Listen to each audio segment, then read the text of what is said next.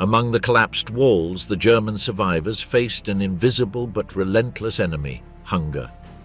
The food reserves were exhausted, the farmland devastated, the railway lines destroyed, and millions of displaced people competed for the same crumb of bread. The rations imposed by the occupying powers barely sufficed to keep an adult alive. For children and the elderly, they meant a slow condemnation. Each day was a desperate search, whether exchanging belongings for some potatoes on the black market or walking kilometers in what became known as hunger marches toward rural villages. There were no ideologies nor borders that mattered. Everyone in cities and villages shared the same emptiness in the stomach and the same fear of not reaching the next dawn. The fall of East Prussia and the Vistula Oder offensive. In the first days of January of 1945, while Western Europe was bleeding in the last German offensive attempt in the Ardennes, on the Eastern Front a cataclysm was being prepared. The Red Army, reorganized after its triumphant advance since the previous summer, was amassing forces for a blow that would not only break the German front but would precipitate one of the greatest human tragedies of the war, the violent disappearance of East Prussia and of much of Silesia as territories inhabited by Germans. Stalin's plans were clear: to open a devastating corridor to the Oder, annihilating the defenses and dragging along the civilian population left behind. The cities and towns of East Prussia, until then relatively far from the core of the fighting, began to receive waves of refugees. They were the first to arrive from Massacre and the Baltic territories, bringing stories that seemed like tales of horror, and that many still believed exaggerated. Women raped in groups in front of their children, old people executed against the walls of their homes, girls disappearing in the night, never to return. The Wehrmacht, bound by Hitler's orders to hold every position until the last cartridge, could not organize an orderly evacuation, and thousands of families found themselves trapped between the ice of winter and the red tide advancing. On the 12th of January, the Vistula Oder offensive began. Under a leaden sky, more than 2 million Soviet soldiers, supported by 34,000 artillery pieces, began a bombardment that turned the German lines into a hell of torn-up earth and mutilated bodies. The ground trembled for hours, and into the gaps left by the explosions, the Soviet infantry troops poured like an uncontrollable torrent. The German units, many reduced to groups of adolescents of the Volkssturm and convalescent soldiers, were overwhelmed within hours.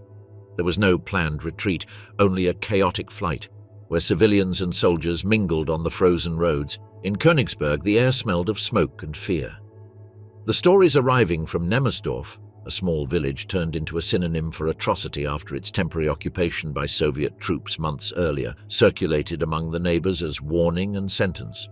Nazi propaganda had shown photographs of hanged women and dead children, and although part of the material was manipulated, the essence of the message was true. The Red Army brought vengeance. That vengeance, fueled by years of Soviet suffering under the German invasion, did not distinguish between guilty and innocent.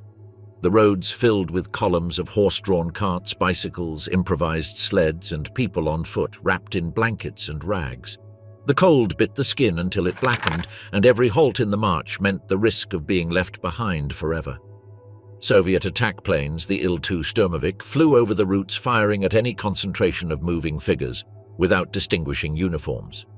Many refugees hurled themselves into ditches, burying themselves under the snow to avoid being hit. In Gumbinnen, a group of nuns tried to evacuate 100 orphans. The caravan was intercepted by Soviet soldiers, who separated the sisters and took several girls. Days later, some bodies were found at the edge of a forest. The survivors recounted that laughter and shouts in Russian echoed in the night before the gunfire. Scenes like these multiplied, and the villages were turned into ghost places, with open doors and boot prints marked in the snow mixed with dark stains. The troops of Zhukov and Konev advanced with a speed that exceeded their own calculations. In less than 2 weeks, they had crossed central Poland and found themselves at the Oder River. The speed of the advance meant that large pockets of civilians were left isolated. In places like Allenstein or Elbing, the streets were a mosaic of overturned furniture, corpses covered with sheets and famished dogs sniffing among ruins. Soviet discipline loosened as they approached German territory proper, and the officers closed their eyes to the looting, watches, rings, clothes, food, and people. The most overwhelming drama was lived on the frozen shores of the Baltic. Thousands of civilians tried to board any available ship as part of Operation Hannibal, the largest maritime evacuation in history. The ports, saturated, were mercilessly bombed by Soviet aviation. In the midst of the confusion, Wehrmacht soldiers tried to impose an impossible order. Mothers begged for their children to be taken on board. The elderly crawled to the gangways. Officers pushed to prioritize military personnel. On the 30th of January, the ocean liner Wilhelm Gustloff was torpedoed by a Soviet submarine, taking with it more than 9,000 lives, the majority women and children fleeing from East Prussia. In the areas that fell under Soviet control, life changed within hours. Houses were occupied by soldiers, cellars emptied, and young men arrested under generic accusations of war crimes or collaboration. Many women adopted desperate strategies to survive. Some sought the protection of a Soviet officer to avoid being raped by others. Others hid in attics or basements for days without food or water until the sound of boots faded away. The fear of night patrols mixed with the certainty that no one would come to help them. The psychological impact of the offensive was devastating. In just 3 weeks, East Prussia, cradle of much of the Prussian military tradition and pride of the German elite, was broken. The Nazi authorities, clinging to the rhetoric of total resistance, had condemned the civilian population to remain trapped. Many of those who managed to reach the west did so marked by loss. Children who disappeared in the crowd of a port, wives left behind unable to walk, fathers who collapsed from exhaustion in a frozen ditch. The Reds arrive, evacuation and columns of refugees. It all began as a rumor, a current of fear running through towns and villages from the east. The Russians are coming. That murmur, which in previous weeks had been part of the propaganda to harden resistance, became a tangible warning when columns of smoke rose on the horizon and the dull thuds of artillery were heard in the distance. Families carried what they could: a trunk, a bag of clothes, hard bread, a little butter wrapped in rags, photographs that were the only thing left of an entire life. The roads and rural paths turned into human rivers moving slowly westward. Carts pulled by horses, bicycles loaded to the impossible improvised sleds over the snow, and many on foot with children hanging from their necks or hands, and old people who could barely drag themselves. Those who were lucky managed to climb onto a military vehicle or an open train wagon. The rest depended on their legs and on the weather, and in that January of 1945, the weather was yet another enemy. The Soviets, in their advance, did not distinguish between soldiers and refugees. Meridale describes how many veterans of the Red Army, hardened by years of war and losses, saw in any German an opportunity to avenge their dead. The ground attack planes flew low over the columns, unleashing bursts of machine gun fire and rockets on the crowd. It was enough for a group of retreating German soldiers to mix with the civilians for the entire column to become a military target. The sound of an Il-2 approaching provoked instant panic, mothers throwing themselves over their children to cover them, men running to the margins, horses running wild, and screams mixing with the roar of explosions. Amid that tide, families fragmented. A single moment of confusion was enough to lose sight of a child or a father. Some tried to return to look for the missing one. Most could not, because stopping meant being exposed. The ice on the roads cut through the soles, and the snow, at times stained with blood and mud, covered bodies that no one could bury. It was not rare for the weakest, the very old, the sick, to be abandoned in the ditches, wrapped in blankets that soon turned white with frost. The few routes to the Baltic and the points of maritime evacuation were true traps. The port of Pillage, for example, was saturated with refugees who had been waiting for days to embark. Amid hunger, filth, and the constant threat of Soviet bombings, the port became a place of pure despair. The German soldiers, in charge of controlling access to the ships, prioritized military personnel, officials, and war wounded. Civilians could only embark if they managed to push their way through by force or if they bribed some officer with jewels or watches. On the routes westward, hunger and cold took their toll. Meridale collects testimonies of Soviet soldiers who, upon intercepting refugee columns, described scenes that they themselves called painful even for a Russian hardened by war. Children too weak to cry, women with frozen feet, families sharing a last crust of bread. However, compassion was rare. The accumulated hatred and the tacit orders not to slow the advance left little room for mercy. The Soviet advance was so fast that many columns were trapped between the front and the coast. Unable to advance or retreat, they gathered in towns and villages waiting for a rescue that never came. Sometimes the only thing they found was enemy fire and immediate occupation. The villages filled with voices in Russian, shouted orders, and the noise of boots and rifle butts pounding on doors. Women hid in basements, stables, or even in septic pits to avoid rape. Many did not succeed. Stories were passed among survivors, of entire houses looted, of neighbors executed for not handing over watches or food, of children who disappeared without leaving a trace. The maritime evacuation, when achieved, did not guarantee salvation either. The overcrowded ships were easy targets for Soviet submarines and planes. After the sinking of the Wilhelm Gustloff, panic increased, and even so, thousands continued to crowd onto piers, willing to risk everything for a passage westward. Some who managed to do so found upon arriving at safer ports a cold reception, improvised internment camps, lack of food and diseases running freely among the barracks. For those who were left behind, the end of the journey was not salvation but occupation. With the arrival of the Red Army, the lives of those who had not been able to flee were reduced to a daily struggle to survive looting, abuse, and forced labor. The roads, now empty, were marked by the remains of carts, dead horses, broken furniture, and bodies covered by snow, silent witnesses of an exodus that had been both escape and condemnation. This massive displacement, one of the largest in European history, was not recorded for decades in its true magnitude.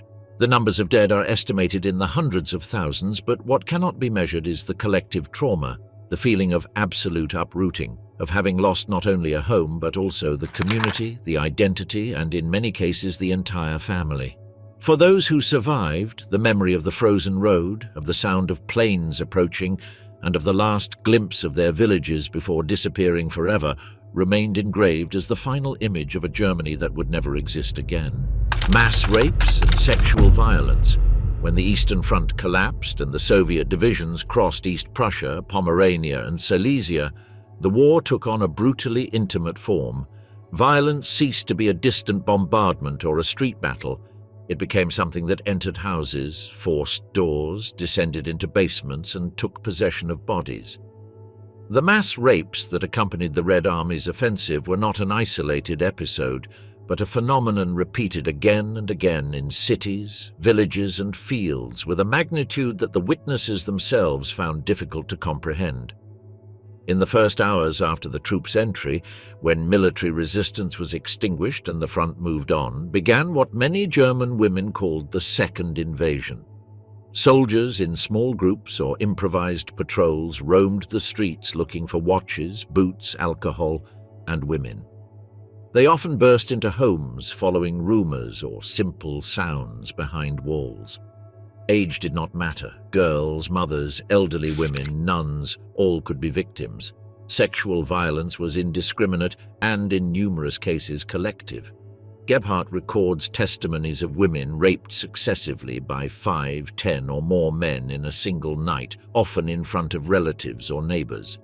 The motivation combined the desire for vengeance, the brutalization of years of war, and a culture of tacit permissiveness. Soviet propaganda had portrayed the German soldier as a soulless monster. Transferred to the civilian population, this image justified any reprisal. On the Eastern Front, the memories of German atrocities in Belarus, Ukraine, or Russia fueled a hatred that sought physical release. The body of the German woman became a symbol of the defeated enemy, a territory that could be conquered and humiliated. Fear marked daily routine. Many women cut their hair, smeared their faces with soot, and dressed in rags to appear less attractive. Some mothers hid their daughters in false walls or under piles of firewood.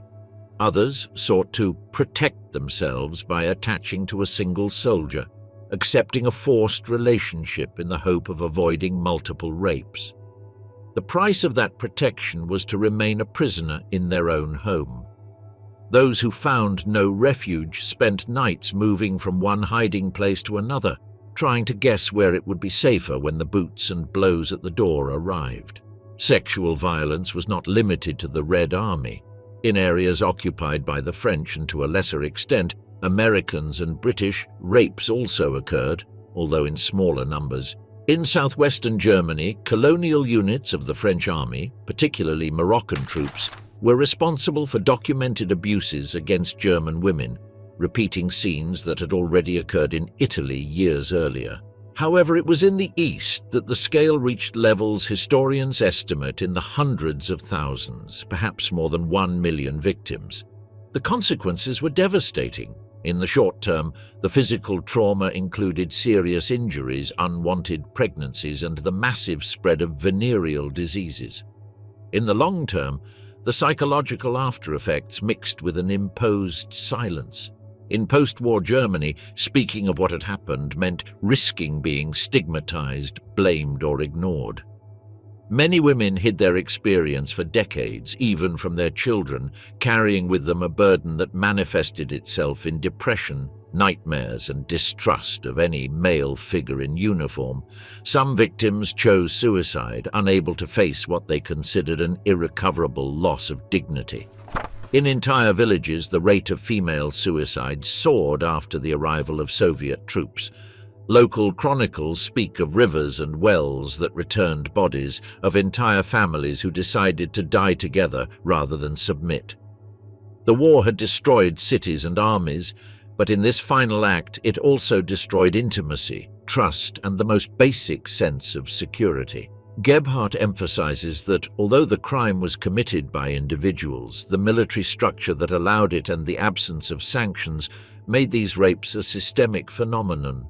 There were isolated cases in which Soviet officers punished soldiers for these abuses, but the norm was silence or justification. For many victims, the feeling was that no one would come to help, that the night was endless, and that each day gained was only a respite before the next visit. The winter of 1945 left in the memory of these women something more than the loss of their home or the death of relatives. It left an invisible wound, a constant reminder that in war, violence does not always come from the sky in the form of bombs, but can burst into your own room, break you inside, and force you to keep walking as if nothing had happened. The massacres in German cities and villages. In the last months of the war, the German military defeat did not come alone. It was accompanied by a wave of violence against the civilian population that turned entire towns and cities into scenes of summary executions and massive reprisals. As the Red Army and, to a lesser extent, other Allied forces advanced into German territories or areas inhabited by Germans, massacres occurred that, although overshadowed for decades by the memory of Nazi crimes, left an indelible mark on the communities that suffered them. One of the best-known episodes, due to its propagandistic use and the photographic testimonies that survived, was the Nemmersdorf massacre in East Prussia in October of 1944. When Soviet units briefly crossed the Angarap River and occupied the village, they found civilians, mostly elderly people, women and children, who had not been able to evacuate. The corpses later found by German troops and war reporters showed signs of torture, rapes and executions, women tied to carts, bodies hanged in barns and children dead in the ditches. Although Nazi propaganda exaggerated some details to feed fear, even later investigations acknowledged the extreme violence inflicted on the unarmed population.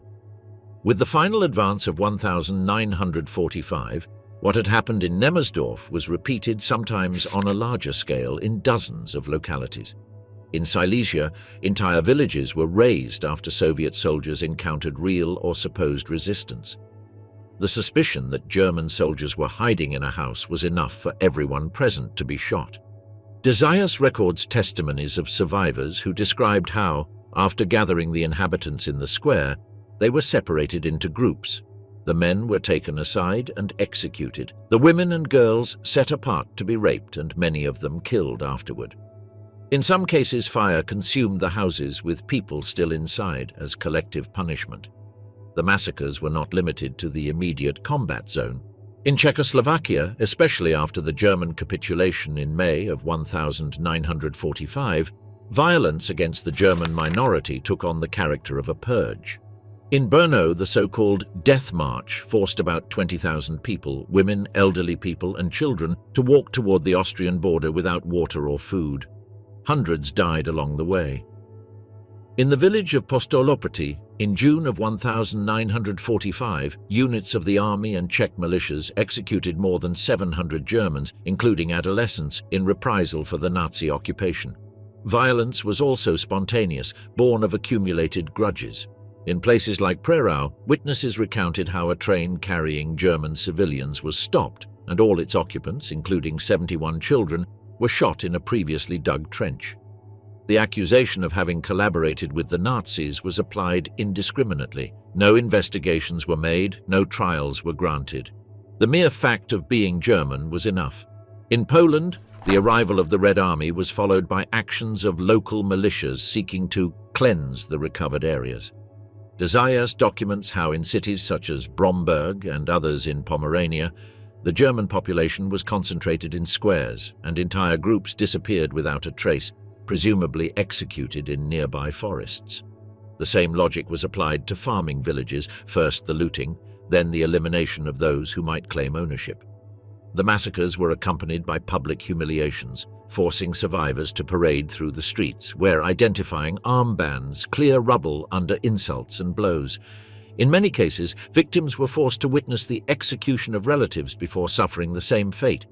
The purpose was not only physical elimination, but also to break the spirit and erase any trace of German roots. Although in some cases Allied officers tried to stop the abuses, the general context favored impunity. The war had created a mentality in which revenge was perceived as immediate justice. The result was that villages and cities that had survived years of conflict were depopulated within days, their inhabitants murdered or expelled.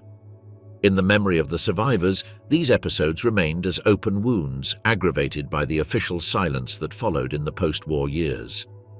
For decades, speaking of the massacres meant risking being accused of relativizing Nazi crimes. It was not until the end of the 20th century that it began to be systematically documented and acknowledged that, in the chaos of the end of the war, thousands of German civilians were massacred in their own towns, not for what they had done, but for what they represented, the defeated enemy. The mass expulsions and the silenced Russian killings. When the massacres ceased and immediate expulsions were not possible, the authorities of the eastern countries resorted to another tool: the mass internment of the German population in improvised camps or in facilities previously used for prisoners of war, common criminals, or political prisoners. Between 1945 and 1947, tens of thousands of ethnic Germans, men, women, and children, passed through these facilities, which in many cases were deadly. In Poland, Czechoslovakia, Yugoslavia, and Hungary, the camps fulfilled a double role. They were a human warehouse where those who were to be expelled in later transports were concentrated, and at the same time they functioned as punitive centers. The logic was clear: to break physically and morally the German population so that it would not resist the confiscation of their properties and the ethnic reconfiguration of the region. In Czechoslovakia, the Beneš government authorized the creation of collection camps for the Sudeten Germans. Facilities such as Postoloprty, Terezín, or Brno held thousands in inhuman conditions. The Terezín camp, which during the occupation had been a ghetto and transit center for Jews on their way to Auschwitz, became after the war an internment center for Germans. The barracks, designed to house dozens, were filled with hundreds of people. Drinking water was scarce, and diseases, typhoid, dysentery, tuberculosis, spread uncontrollably. The testimony of a survivor recorded by Douglas recalls how the guards, Czechs in this case, beat the prisoners daily with rifle butts and rods, and how the corpses lay piled up for days before being removed. In Poland, similar facilities appeared in former Nazi camps, such as Jaworzno or Świętochowicza Zgoda. In Zgoda, mortality reached levels comparable to those of a wartime concentration camp. Extreme malnutrition, epidemics, and collective punishments were the norm. Survivors recounted that the punishments included keeping prisoners standing for hours in the open, depriving them of food for several days, or subjecting them to ritual beatings to remind them of Germany's crimes. In Yugoslavia, the Germans of the Banat and the Bačka, the Donau-Schwaben, were interned in camps such as Kničanin, Rudolfsgnad, Gakovo, and Jarek. These were not mere transit centers.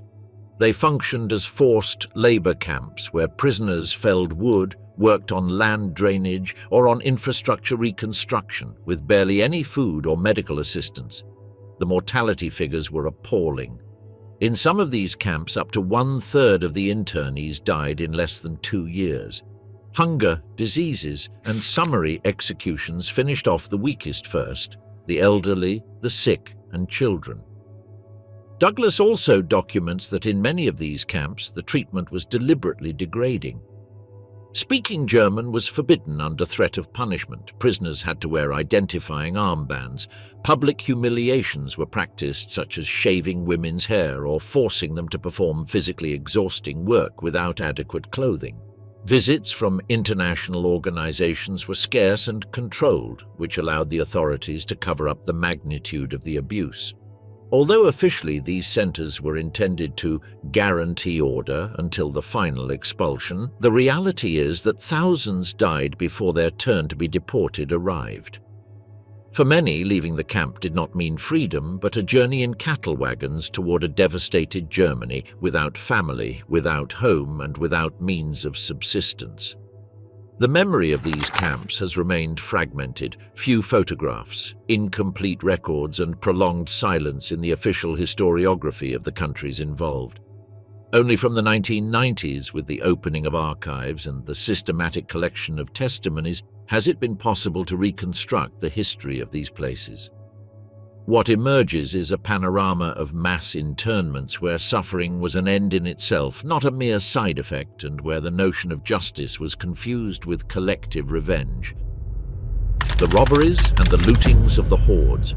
When the front moved and the cities changed hands, looting arrived as a second wave of destruction, different but equally devastating. Wherever the occupying troops, Soviet, Polish, Czechoslovak, Yugoslav, and even Western Allied, entered, the boundary between war booty and common theft disappeared. Pillage was not only tolerated, in many cases it was encouraged, presented as a way to compensate for years of suffering under German occupation. In the East, the Red Army systematically dismantled the German industrial and agricultural infrastructure. Entire factories were taken apart, piece by piece, labeled, and loaded onto trains bound for the USSR. Heavy machinery, tools, locomotives, wagons, power plants, and even complete production lines of consumer goods disappeared within days. In Silesia, for example, textile machinery plants and coal mines were dismantled until they were unusable. The same happened with chemical factories and steelworks in Pomerania and East Prussia. Pillage was not limited to industry. Warehouses and shops were emptied, and Soviet convoys departed loaded with clothing, food, livestock, and grain. What could not be transported was destroyed: ovens smashed with blows, engines filled with sand, barns set on fire. The objective was not only to seize resources, but also to prevent anything useful from remaining for the Germans who stayed in the area. In the private sphere, homes were searched without prior notice. Soldiers and armed civilians entered and took watches, jewels, carpets, silverware, radios, and even underwear. Families who had not been able to flee saw their houses emptied within hours. In many cities, Soviet troops organized improvised markets where they sold or exchanged what was stolen. A watch could be traded for some bottles of vodka, a bicycle for a pair of boots. In Czechoslovakia and Poland, the redistribution of German properties became official policy.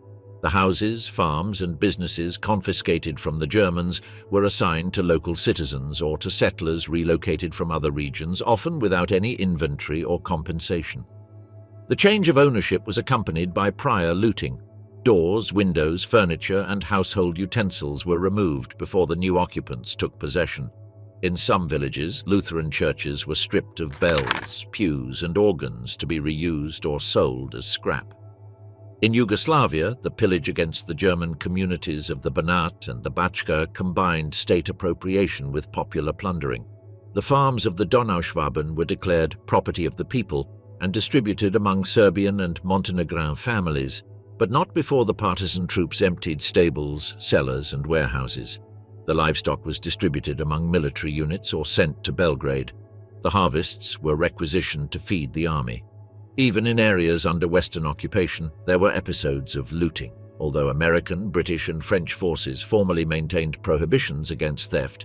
Individual soldiers and, in some cases, entire units appropriated watches, cameras, musical instruments, and other portable goods. In rural areas of Bavaria and Württemberg, German farmers reported the disappearance of livestock and agricultural machinery in the weeks immediately following the arrival of Allied troops. For the Germans who survived the war, looting meant the definitive loss of their livelihood. It was not only a matter of seeing a pantry emptied or a ring stolen, the machinery of a workshop, the tools of a craftsman, the yoke of oxen of a peasant were the difference between being able to rebuild a life or being condemned to dependence on humanitarian aid. Pillage cut short any attempt at immediate recovery and left entire communities plunged into misery. Over time, many of these lootings were made invisible under the official discourse of reparation or fair redistribution. But in the memory of the survivors, the day when the soldiers arrived and took what little was left after the bombings was engraved as a second defeat, more intimate and humiliating, which completed the ruin initiated by the war. The rapes and their unceasing consequences for German women. Sexual violence against German women and girls in 1945 was not a marginal phenomenon, but a constant component of the collapse of the Eastern Front and of the subsequent occupation. It is estimated that in Berlin alone, between April and May of 1945, about 100,000 women were raped, many of them more than once. In the whole of Germany, the figures, although impossible to determine with precision, range between 1,400,000 and 2 million victims. Not all survived.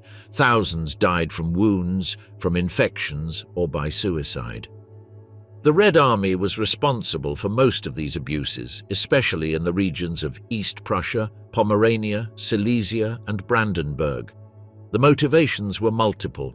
Soviet propaganda had encouraged a fierce hatred against Germany, presenting all Germans, without distinction of sex or age, as guilty of the Nazi atrocities in the USSR. Military discipline loosened as the troops entered German territory, and the spoils of war were considered a tacit right of the victor. The brutalization after years of combat and the misery in which many Soviet soldiers had lived added a dimension of plunder and humiliation to sexual violence. But the abuses were not limited to the Eastern Front. In the French occupation zone, colonial units, especially Moroccans, committed mass rapes in villages of southern Germany and Tyrol, repeating what had occurred in Italy in 1944 during the episode known as the Moroccanate. Cases were also recorded in areas occupied by the British and Americans, although on a smaller scale and with greater formal punishment for the culprits. The victims were of all ages: girls of 8 or 9 years, adolescents, young mothers, pregnant women, and elderly women over 70. The accounts collected by Gebhardt and Beaver describe group rapes, sometimes in front of relatives or neighbors, with a coldness that seemed intended to break the entire community. Many times the assaults were repeated for days, with women held in basements or abandoned houses as the temporary property of a military unit. The later persecution took other forms. Women who had been raped were stigmatized in their environment, unjustly accused of giving themselves or of having sought the protection of a soldier to survive. In hospitals and shelters, many concealed what had happened out of fear of rejection or to avoid reprisals from the local authorities themselves. In Berlin, after the entry of the Red Army, there were entire neighborhoods where daily life was suspended.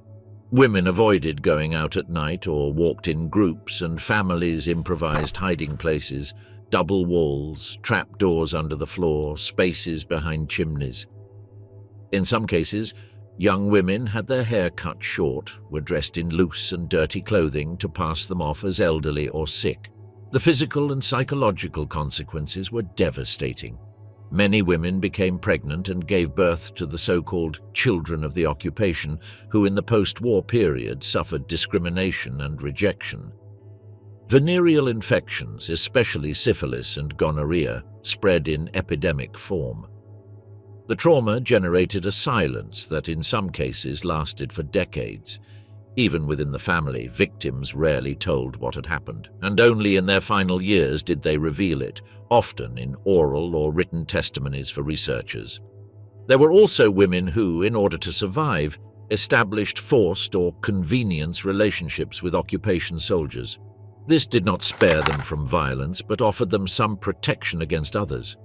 However, that strategy marked them as collaborators in the eyes of their neighbors, adding another stigma. Sexual violence was part of a broader pattern of persecution against the defeated German population. Arbitrary detentions, forced labor, looting, public humiliations, mass expulsions, and in the most extreme cases, summary executions.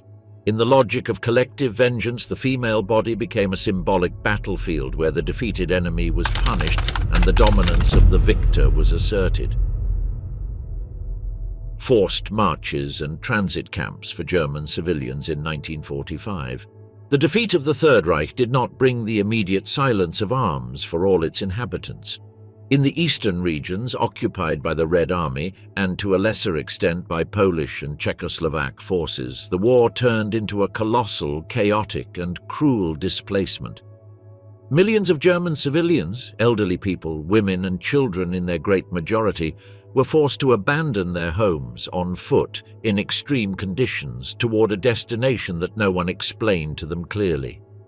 The orders were simple and brutal. Leave the house in a matter of minutes, take only what could be carried in the hands or on an improvised cart, and march in column toward the west. These were not controlled evacuations, but authentic forced marches, watched by armed soldiers or by local militias who, in many cases, vented their cruelty on the weakest. Whoever could not keep the pace due to illness, exhaustion, or age was beaten, expelled from the line, and sometimes executed right there. The roads filled with endless processions of hunched figures wrapped in blankets, dragging handcarts with the few belongings saved from the initial looting. The winter of 1945 was particularly cruel. The temperature dropped below 10 degrees below zero on most routes, and the snowstorms erased visibility, turning every kilometer into a challenge to physical endurance. Small children were carried in arms until fatigue overcame their mothers. Then they were laid upon the load, motionless under layers of clothing, in a sleep from which sometimes they did not awaken. In the villages they passed through, they did not always find refuge. Many were empty or destroyed, others had been occupied by new settlers who saw in those wanderers the former oppressors. In several points of Poland and Czechoslovakia, the authorities improvised transit camps, often former prisoner-of-war camps or military facilities, where the expelled had to remain days or weeks before being boarded onto trains heading west. The conditions in these camps were deplorable. Barracks without heating, broken bunks, leaking roofs, and overflowing latrines were the norm. Hunger was constant. The daily ration could be reduced to a crust of black bread and a watery soup without meat or fat. Diseases, dysentery, typhus, pneumonia, spread quickly. Those who became gravely ill were set apart in rooms without medical care where they awaited death. The corpses accumulated awaiting collective burials, and the smell mingled with that of damp clothes and human filth. Violence was not limited to neglect. Guards and militiamen, both men and women, exercised physical and sexual abuse with total impunity.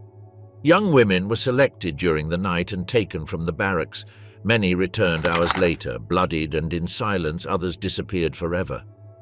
Children were not safe either. In some cases, they were separated from their mothers and handed over to local families or sent to orphanages where reverse Germanization was forced through language and religion. Rail transport into the interior of Germany was no less cruel than the initial marches. The expelled were crammed into freight cars, without heating, without seats, with a small opening as the only source of air. The journey could last several days. In winter, the bodies of those who froze to death remained inside until reaching the destination. In summer, the heat and lack of water caused deaths by dehydration or suffocation. The dehumanization of this process was marked by a clear political objective: to erase the German presence in the territories that now remained under Polish or Czechoslovak control, and to do so in such a brutal way that return was unthinkable. The result was a humanitarian catastrophe that, although known in general figures, is rarely narrated in the first person. Some testimonies collected decades later recount the emotional impact left by these marches and camps. A woman who in 1945 was 14 years old remembered the moment when her mother, too weak to continue walking, let herself fall into the snow and told her to go on without her. The last image she kept was that of her body slowly covered by the icy wind while the column advanced. Another survivor recounted how, in an improvised transit camp in a former barracks, he saw a group of prisoners digging a mass grave under the supervision of a guard who smoked and laughed. Inside lay elderly people, children and women who had died in the previous days. In cities such as Breslau, today Rockwar, the process was almost industrial. The expelled were gathered in large squares, summarily registered, stripped of any object of value, and sent to train stations where freight cars awaited for mass transport. The smell of the unwashed crowds, mixed with the smoke of the locomotives and the constant shouting of orders in Polish or Russian, created a nightmarish atmosphere. Although the end of the war brought peace on paper, for those who lived through these forced marches and transit camps, 1945 was a year of humiliation, hunger, and death. It was not only about expulsions, it was a collective punishment executed with the violence of those who wanted to erase not only an enemy, but also his memory and physical traces. Those who survived arrived in the West exhausted, with broken bodies and spirits marked by a fear that did not dissipate for decades. The German hospitals and sanatoriums after the occupation of 1945, abuses, lootings, and expulsions.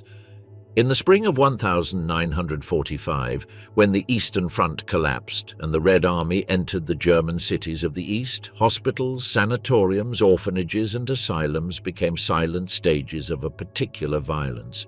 They were places that, in theory, should have remained apart from the brutality of war, protected by the universal idea that the wounded, sick, and elderly are not combatants. But in the chaos of the Reich's collapse, that boundary disappeared. The doors of the medical wards did not stop either the soldiers or the local militias, and the institutions that sheltered the most vulnerable were transformed into spaces of looting, abuse, and dehumanization. In Königsberg, a city exhausted by siege and bombings, the hospitals were overflowing with war-wounded and civilians mutilated by explosions. When the Soviet troops entered in April, they soon evacuated entire floors to install improvised barracks. Beds with dying patients were dragged into hallways or directly emptied, and the sick were sent out into the spring snow with no concern for where they would go. A surgeon of the time recounted that the operating room where he worked was requisitioned to store boxes of military booty, and that his instruments disappeared within hours.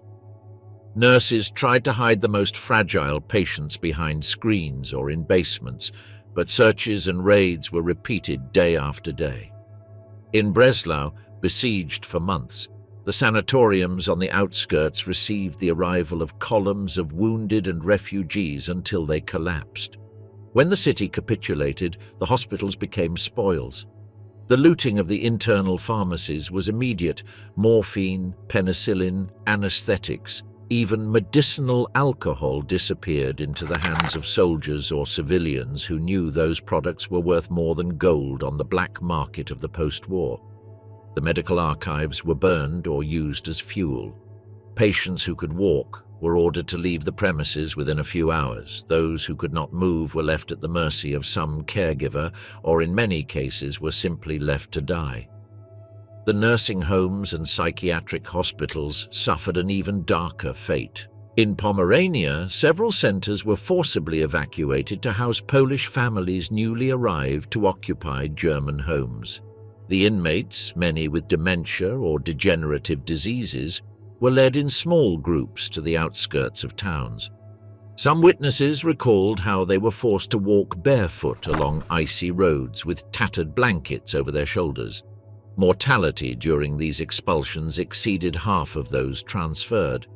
In other cases, the doors were simply locked and food stopped being supplied. A post-war report recorded that in a psychiatric hospital near Danzig, the staff fled before the arrival of the Red Army, leaving more than 200 patients without care. 3 weeks later, only 14 survived. The rapes, far from being limited to young women in rural areas, also reached nurses, patients, and convalescent women in hospital beds. There were documented cases in which soldiers broke into maternity wards, abusing mothers who had just given birth and midwives. Physical fragility offered no protection. On the contrary, the defenselessness of the victims increased impunity.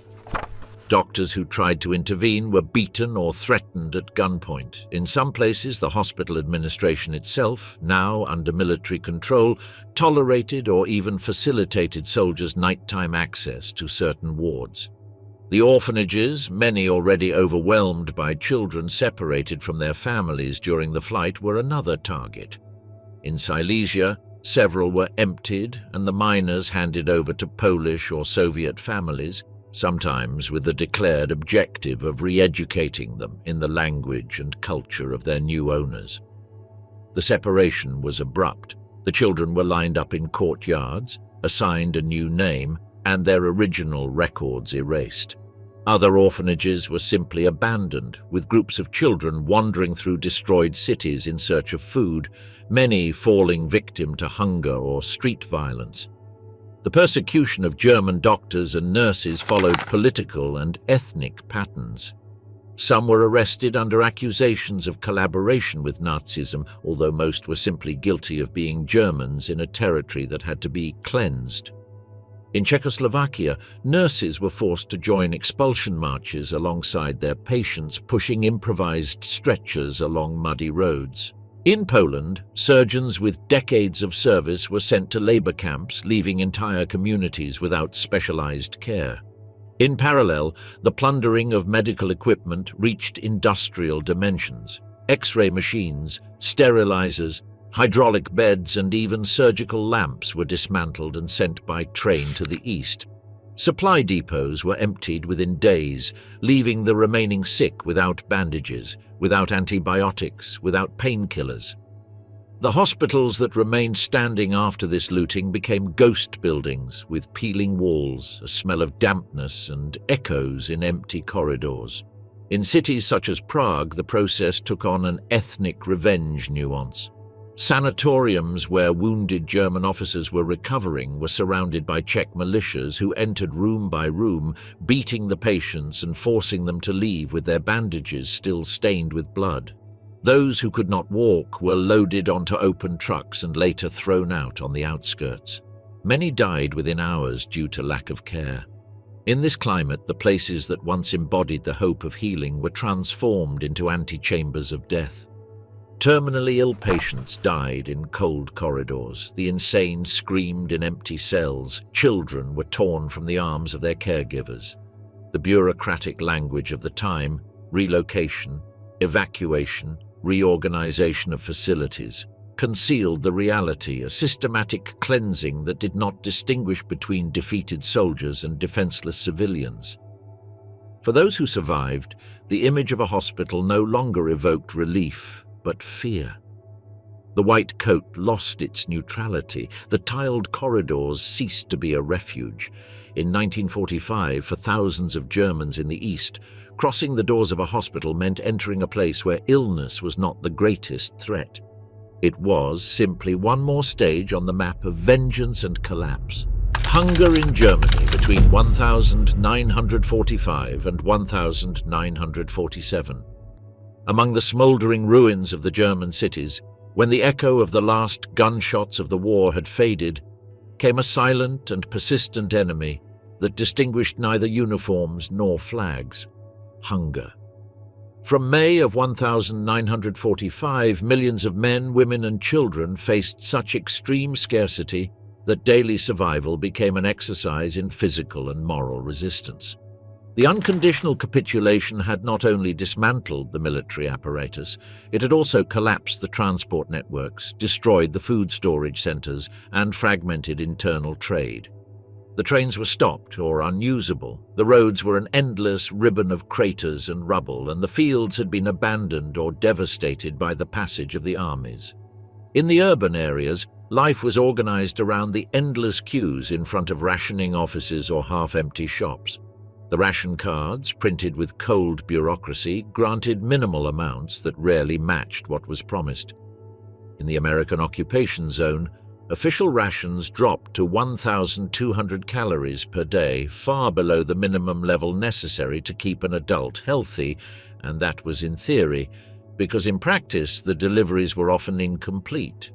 In the British zone, the figure was similar, and in the Soviet one, the distribution depended more on the favor of the local authority than on any nutritional calculation. Proteins were an almost non-existent luxury. One egg could be the treasure of a week, and a piece of meat, a rarity that many children only saw in school drawings. The testimonies collected in those years show the same pattern. Women who left before dawn to walk kilometers in search of frozen potatoes, children who rummaged through the garbage bins of Allied barracks, elderly people who traded the few valuable objects they had left for a handful of flour. Train stations became neuralgic points for bartering. Blankets, watches, or jewels changed hands for sacks of rye or tins of fat from the black market. The American cigarette, turned into a universal currency, could buy a feast or secure favors within the rationing administration. In rural areas, the situation was not much better. Although peasants could access their own harvests, they were subject to mandatory requisitions imposed by the occupying authorities. Allied soldiers, especially in the zones controlled by the Red Army, took grain, livestock and machinery, leaving the farmers with just enough to subsist. In winter, the untilled fields were a frozen reminder of the incapacity of a bled-dry country to feed itself. In many villages, mothers sent their children to live temporarily with relatives in other regions, hoping they would find a fuller plate there. The diseases linked to malnutrition spread like a shadow over the population. Typhus, dysentery, and tuberculosis found fertile ground in weakened bodies and overcrowded homes. Hospitals, overwhelmed and with minimal medical supplies, could not attend to everyone. Doctors reported increasingly frequent cases of hunger edema, the swelling of feet and legs from protein deficiency, and of withered skin in children, an unmistakable sign of severe deprivation. In some districts, especially during the winter of 1946 to 1947, infant mortality reached alarming figures that rivaled those of the worst years of the war. The occupying powers, far from offering an immediate solution, applied policies that often worsened the situation. In the first months, both the British and the Americans enforced Directive JCS 1067, which prohibited any measure that could contribute to German economic recovery beyond subsistence levels. The idea of deindustrializing Germany implied keeping agricultural production at the minimum necessary to avoid mass famine, but without encouraging self-sufficiency. The result was a paralyzed economy, unable to produce fertilizers, machinery, or fuel for agriculture. In the Soviet zone, the priority was to send food and machinery as war reparations to the USSR, which drained local resources even further. Faced with this reality, the German population developed survival strategies that combined ingenuity, risk, and solidarity. The phenomenon of the Hamsterfahrten arose, clandestine trips to the countryside to exchange goods for food, which involved long walks or overcrowded train journeys carrying bags, boxes, or improvised sacks. Although the occupation authorities tried to repress them, the sheer volume of people and the urgent necessity made it impossible to eradicate them. Family networks became lifelines. Relatives in different occupation zones sent each other packages, letters, and news of markets where it was still possible to obtain bread or butter. The black market expanded at a dizzying pace, fueled both by civilians and by Allied soldiers willing to sell part of their rations or military goods in exchange for valuables. This illegal trade became an essential part of the post-war economy. Despite raids and penalties aimed at curbing it, cities developed their own improvised bazaars, squares where anything could be exchanged for food. There, Nazi uniforms could be seen turned into coats, silk parachutes transformed into underwear, and banknotes changing hands knowing they were worth little compared to a packet of coffee. The arrival of international aid was slow and, at first, insufficient. Relief organizations such as the UNRRA or the Red Cross focused on displaced persons and prisoners of war, leaving the German civilian population in the background for political reasons and still fresh resentments. It was not until the middle of 1946, when the magnitude of the crisis became evident even to the most intransigent, that significant shipments of wheat, powdered milk, and other basic foods began to arrive. Reports from American military doctors who documented cases of severe malnutrition among children in the occupied zones helped change perceptions and push for school feeding programs. The winter of 1946 to 1947 was the critical point. Low temperatures destroyed crops and froze transport routes, aggravating a shortage that was already chronic. Rations dropped to levels close to 1,000 calories a day in some areas, and the population turned to substitutes such as turnip soups or bread made with adulterated flours. In the cities, coal was as scarce as bread, which meant that many families went days without heating, cooking on improvised stoves fueled with wood torn from furniture or window frames. Burials were carried out in silence, without ceremonies, often with coffins reused to save material. When the Marshall Plan began to be implemented in 1948, the memory of recent hunger was still fresh in the collective memory. The arrival of food, agricultural machinery, and fertilizers marked a turning point. The streets that had been the scene of endless lines began to see better-stocked markets, and the word ration began to disappear from everyday vocabulary. However, for those who had survived those years, the experience left an indelible mark. The relationship with food was transformed. Entire generations learned not to waste even the smallest crumb, to store preserves, and to distrust any sudden abundance. The hunger of 1945 to 1947 not only weakened bodies but also altered the social structure. The moral authority of the institutions, both of the occupation and the local ones, was eroded by their inability to protect the population. Neighborhood solidarity and informal networks replaced a state that barely existed in its most rudimentary form. And although the numbers of deaths by starvation were never fully recorded, estimates point to tens of thousands, perhaps more, hidden among the statistics of disease and general mortality. In the memoirs and diaries of the time, hunger appears as an omnipresent character. It lurked in every conversation, set the schedules, and decided the movements. There was no victory nor defeat that erased it, and its shadow extended far beyond the war, reminding survivors that peace does not always mean abundance, and that sometimes the silence of arms is only the prelude to a more intimate and desperate struggle to stay alive. The destruction and looting of German archives, museums, and cultural assets in 1945. In the last months of the war, when the Reich was collapsing and the eastern borders were crumbling under the push of the Red Army, German cultural heritage became as coveted a booty as factories, coal, or railways. It was not only a looting of valuable pieces, it was a systematic operation, justified by the idea of compensating with objects, documents, and works of art for the horrors that Germany had unleashed in other countries.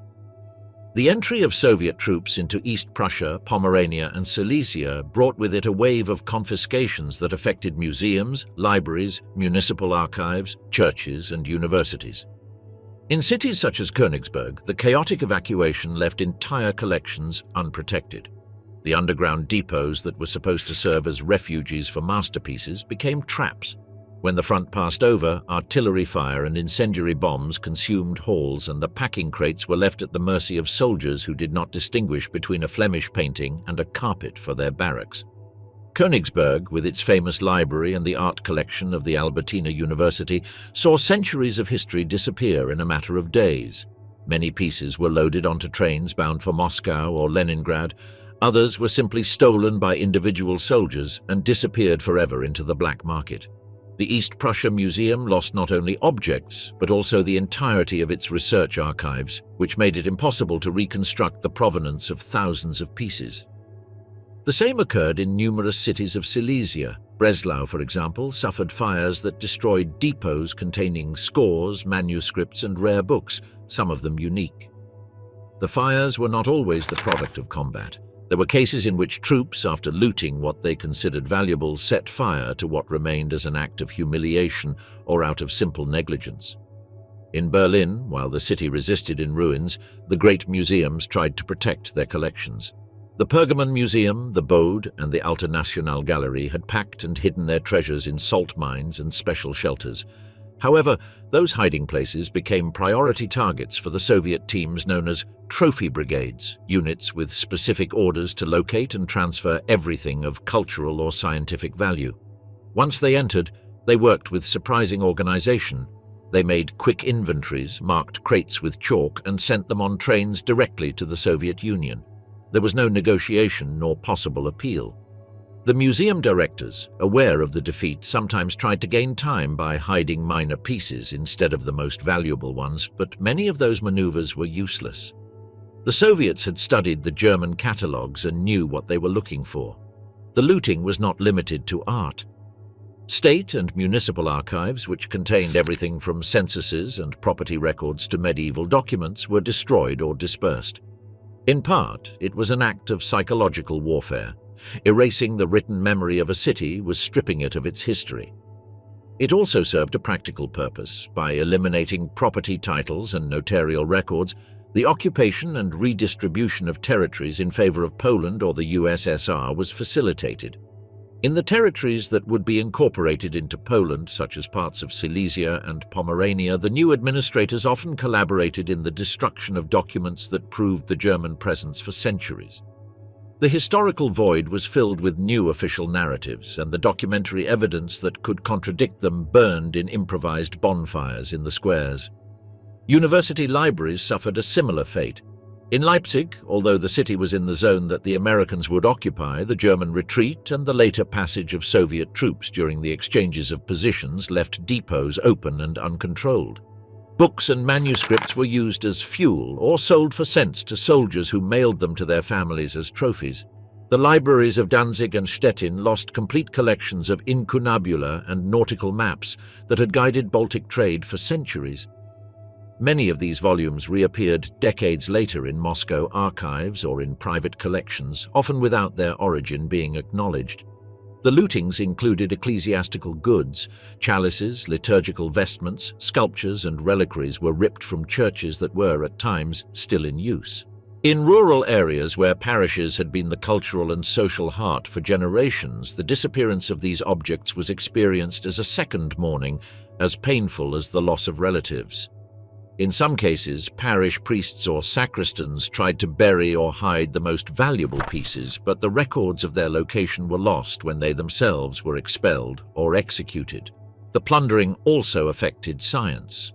Laboratories and research centers were emptied. Microscopes, precision instruments, specimens from botanical and zoological collections, all were loaded onto trucks. The objective was twofold: to weaken German recovery capacity and to reinforce Soviet institutions. For some German scientists, the disappearance of their archives and samples was as devastating as losing a colleague. Years of work vanished in a matter of hours. The testimonies of those who witnessed this destruction convey a mixture of helplessness and humiliation. A Berlin librarian recounted how, upon returning to her building after a bombing, she found soldiers piling rare books onto an improvised bonfire to warm themselves. Another testimony, from a museum curator in Dresden, describes the dry sound of packing crates being dragged downstairs and thrown onto trucks, with no one caring about their contents. The curator recalls thinking that they were not only taking objects, but the very memory of our city. The looting of cultural property by the Red Army was, to a large extent, institutionalized. It was justified as compensation for the Nazi plunder in the USSR, where cities such as Leningrad and Novgorod had lost priceless treasures. However, the scale and indiscriminate nature of the looting in Germany showed that it was not a measured restitution, but a massive transfer of heritage. In practice, the trophy brigades acted with carte blanche, and the officers who led them competed with each other to send as many pieces as possible to Moscow. In the Western Zone, under American, British, and French control, looting was less chaotic but not non-existent. There were systematic confiscations of Nazi archives, laboratories, and private collections, especially of modern art and technology. In some cases, these objects were returned decades later. In others, they remained in museums and universities of the occupying countries. The argument was that as enemy spoils, they could be retained indefinitely. Although less visible than Soviet looting, the Western one had profound consequences for German cultural history, since many pieces were integrated into foreign collections and never returned. The result of this entire process was a devastated cultural landscape. Cities that had been centers of scholarship for centuries found themselves deprived of their archives, libraries, and museums. The civilian population, exhausted and impoverished, often did not understand the magnitude of the loss. In the midst of hunger and lack of housing, the disappearance of a medieval codex or a Roman bust could seem like a distant luxury. However, over time, the absence of these objects became a tangible void in local identity. Entire generations grew up without access to the material evidence of their own history. Decades later, the restitution of cultural property looted in 1945 remains a delicate issue. Some Russian museums exhibit pieces that arrived as war trophies and that are part of their current identity, while German institutions demand their return. In many cases, provenance is so erased that it is impossible to prove to whom they originally belonged. The archives that could have clarified these questions burned in the bonfires of 1945 or are locked away in repositories to which no one has access. The destruction and looting of 1945 were not an inevitable collateral damage of war, but a deliberate operation that sought to appropriate the material history of a defeated people. By tearing out the cultural roots of entire cities and regions, not only was the present punished, but the future was shaped, imposing a forced amnesia that still has consequences today. In the smoke of burning libraries, in the trains loaded with sculptures and tapestries, and in the archives reduced to ashes, a part of German memory was extinguished that no later reconstruction has been able to restore.